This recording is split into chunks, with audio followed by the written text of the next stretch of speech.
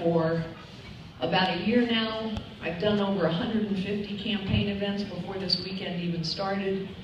I have come to know and love the state and the people of Iowa.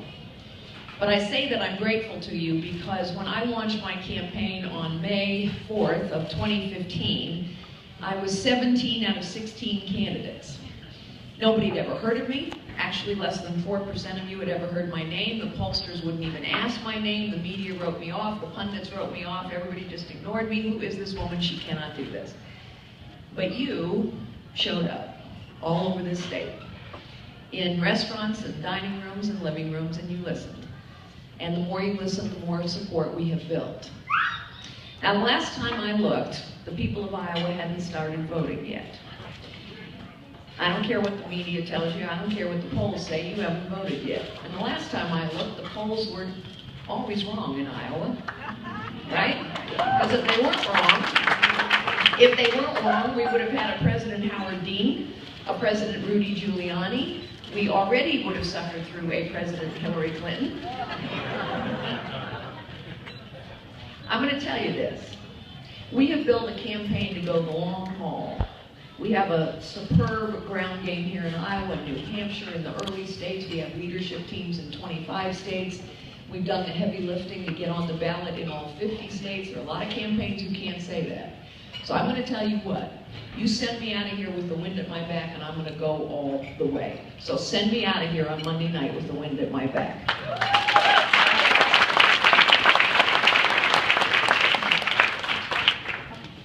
You know, this is an amazing country. It's an exceptional nation, not a perfect nation. And one of the reasons we're exceptional is because we have been a place of such possibility for so many people in so many different circumstances. The trouble is we don't really believe that anymore. It's one of the reasons I'm running for president. I know this nation has been a place of almost limitless possibility for me. You see, I have traveled and lived and worked all over the world for decades. I've done business, I've done charity, I've done policy work in every corner of the globe. And I can tell you with absolute certainty that it is only in this nation that a young woman can start out the way I did, typing, filing, answering the phones for a little 9-person real estate firm in the middle of a deep recession in the late 70s. Go on one day to become the chief executive of what we turned into the largest technology company in the world and run for the presidency of the United States. That is only possible in this great nation. But it is also true, I must tell you, that along the way I've had a lot of people tell me to sit down and be quiet. Don't rock the boat. Don't challenge the system. Just settle for the way things are. And I have ignored that advice all of my life. I am running for the presidency because I believe the American people are being given this same advice. And I think we've been told this for too long now. I think we're being told to sit down and be quiet about our God, about our guns, about the horrors of the abortion industry. I think we're being asked to settle. Settle for a nation where now record numbers of men are out of work.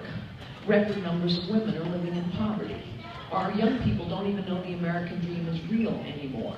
Despite all the speeches from all the politicians over the years, working families' incomes have stagnated for 40 years.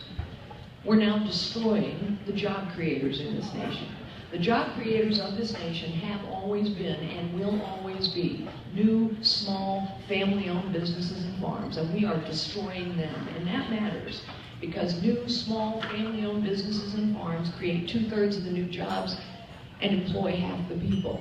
And meanwhile, while we're being asked to settle for all of this, the truth is the rich get richer, the powerful get more powerful, and the well-connected get better connected. I think we're being asked to accept a system of government and politics that no longer works for us. Think about this, ladies and gentlemen. The government has gotten bigger, more powerful, and spends more of your money every year, year after year, and it's been going on for 50 years.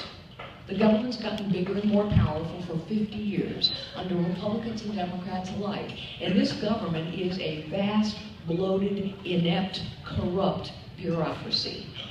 Yes, exactly. Yes.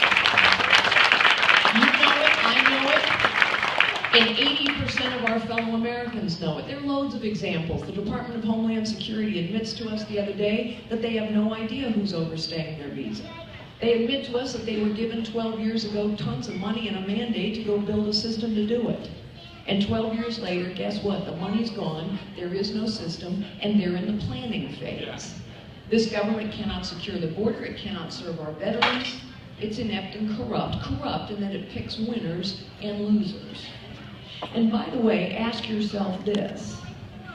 How many times have you had presidential candidates roll through Iowa and promise you to change it?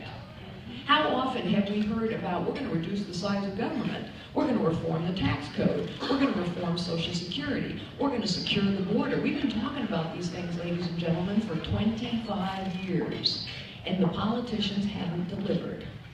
None of them have. You see, I don't know about you, but I'm angry. I'm frustrated, and I'm fed up. And I think we got to do something different now. We can solve these problems, but only if we remember who we are and what we were intended to be.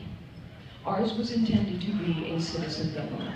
We were never intended to have a professional political class, people who spend their whole life running and winning, say whatever they gotta say, and then do whatever they please.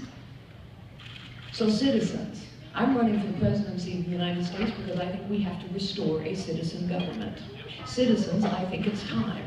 We have to take our future back. We have to take our politics and our government back. Citizens, it is time. We must take our country back.